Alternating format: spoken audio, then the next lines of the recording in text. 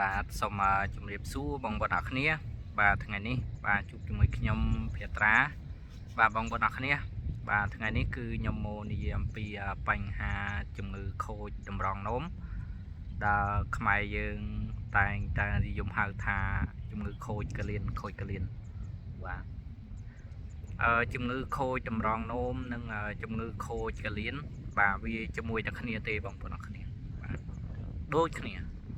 ហ្នឹងហើយតែយើងកាត់នៃខុសណាហើយមានបងខ្លះគាត់ទៅពេទ្យគាត់បាទគាត់កលៀនហើយនឹងតម្រងនោមយើងគិតថាតម្រងនោមវាជាតម្រងនោមនៅខាងមុខហើយកលៀនវាជាកន្លែងចម្រោះបាទវាមកសំណុំវាជាមួយតែគ្នាប៉ុន្តែជាធម្មតាភាសារបស់ពេទ្យគឺថាតម្រងនោមបាទអានឹងវាជាកន្លែងចម្រោះបាទសារជាតិបាទពុលអីវាយោចេញបាទហ្នឹងហើយចឹងថ្ងៃនេះគឺខ្ញុំមកនិយាយអំពីបញ្ហាជំងឺខូចតម្រងនោមតើយើងមានវិធីសាស្ត្រអីដើម្បីការពារកុំឲ្យខូចតម្រងនោមបាទអញ្ចឹងនៅពេលដែលយើងវិធីសាស្ត្ររបស់យើងមានវិធីសាស្ត្របាទដូចជាកំផឹកស្រាបាទយូរយើងផឹកម្ដងមកហើយបាទថ្ងៃទី2គ្រឿងកំប៉ុងបាទគ្រឿងកំប៉ុងឃើញអ្នកខ្លះធ្វើការហត់អញ្ចឹងផឹកមួយថ្ងៃ1ថ្ងៃ2បាទហ្នឹងហើយវាកទៅជាបញ្ហាទី3គឺអាហារដែលយើងហូបរាល់ថ្ងៃដូចជាមានបាយបន្លែផ្លែឈើហ្នឹងបាទបើសិនជាមានសារជាតិពុលឧទាហរណ៍ថាយើងមើលអត់ឃើញទេក៏ប៉ុន្តែនៅពេលដែលយើងញ៉ាំចូលទៅវាកជាបញ្ហាយូរទៅវាបញ្ហាហ្នឹងវាទៅជាធំទៅបាទអាសារជាតិពុលហ្នឹងវាមិនអាចទៅមកសម្រាប់យើងភ្លាមទេបាទសារជាតិពុលហ្នឹងគឺវានៅក្នុងផ្លែឈើនៅក្នុងបន្លែផ្លែឈើបាទដែលគេបាញ់ថ្នាំទៅនៅពេលដែលវាបឺតចូលទៅក្នុងស្លឹកឈើរបស់វាស្លឹករបស់វាឬមួយក៏ផ្លែរបស់វាបាទនៅពេលដែលយើងញ៉ាំទៅវានឹងបញ្ចេញសារជាតិពុលហ្នឹងមកក្នុងរាងកាយរបស់យើង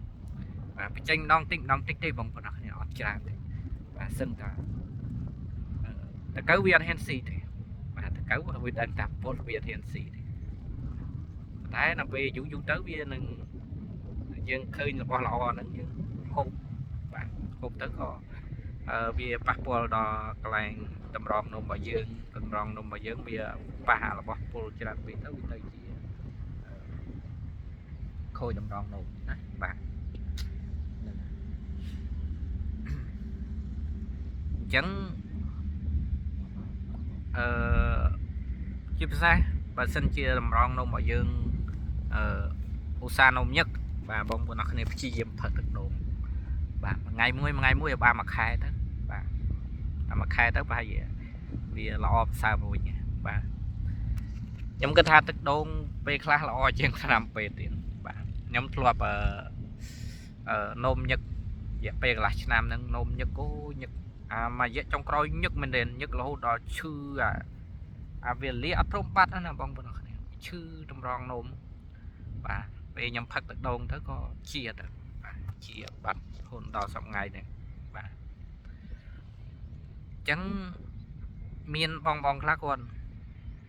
តែងតែយល់ច្រឡំនៅពេលដែលយើងទៅពេទ្យបាទពេទ្យគេថាយើងខូចតម្រងនោមហើយបាទពេទ្យគេឲ្យយើងលាងឈាមបាទ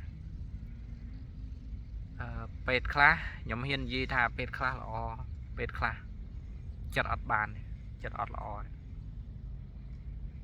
ម៉ែខ្ញុំហ៊ាននិយាយចឹងបាទខ្ញុំជួបផ្ទាល់បាទមានពេទ្យខ្លះជំរុញឲ្យយើងលាងឈាមបាទលាងឈាមទៅបានលុយពេទ្យដែរបាទលុយធំទៀតអញ្ចឹង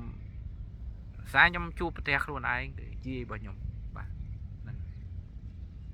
រោតាទៅផ្ទះគិតមិនតាន់បាទ ก็ถามบำเลี้ยงที่งวบบำเลี้ยงที่งวบบ้านจังนะบองบนนอกจังบรรดาเรื่องจึงเลี้ยงเชียมนี่มุ้ยบัดสันเจียบองบนนอกเนี่ยมันตอนเลี้ยงเต้บองบนนอกเนี่ยอาจแต่ดอไปท้ายบองบนนอกเนี่ยอาจจะหลับเอาเตียสันประเภทซาจะมวยแม่บองโอนแบบปนโกนยีตาหน้าก็ได้หมดดอนที่จุ่มเขาเนี่ยเพียซาchất oi tật lý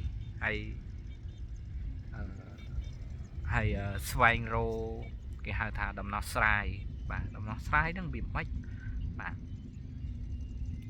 liên chiêm dừng từ tập hết cái liên áo với bông nó miên tật lưới cái liên áo với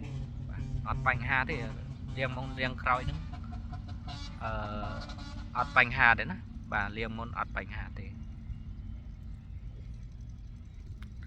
và thế